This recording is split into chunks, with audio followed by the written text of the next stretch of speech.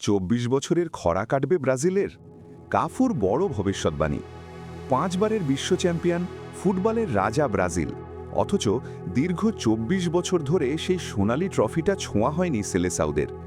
সবশেষ ২০০২ সালে কাফুর হাতে উঠেছিল বিশ্বকাপ। ২০২৬ সালে কি সেই অপেক্ষার অবসান ঘটবে?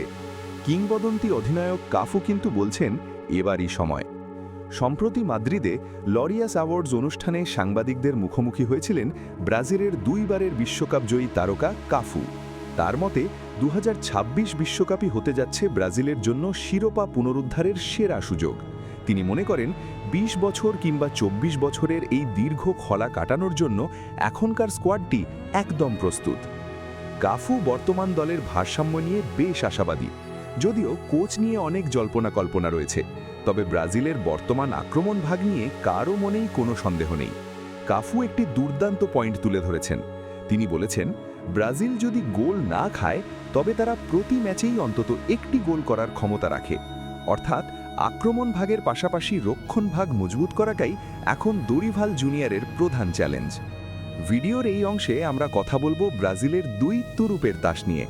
রিয়াল মাদ্রিদ তারকা ভিনিসিয়াস জুনিয়রকে নিয়ে কাফুর আকাশচুম্বী প্রত্যাশা। অন্যদিকে তরুণ বিস্ময় এন্দ্রিককে নিয়ে তিনি বলেছেন, এই ছেলেই হবে ব্রাজিলের ভবিষ্যৎ। পেলের স্মৃতি মনে করিয়ে দেওয়া এন্দ্রিক কি পারবে চাপের মুখে নিজেকে প্রমাণ করতে? ইউরোপিয়ান চ্যাম্পিয়ন স্পেন কিংবা ডিফেন্ডিং চ্যাম্পিয়ন আর্জেন্টিনা, প্রতিপক্ষ যেই হোক না কেন, কাফুর বিশ্বাস ব্রাজিল এবার সেরা ৫-এর দৌড়ে সবার ওপরে থাকবে।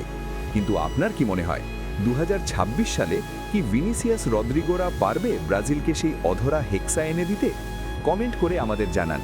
ভিডিওটি ভালো লাগলে লাইক দিন এবং ফুটবলের সব আপডেট পেতে চ্যানেলটি সাবস্ক্রাইব করে রাখুন।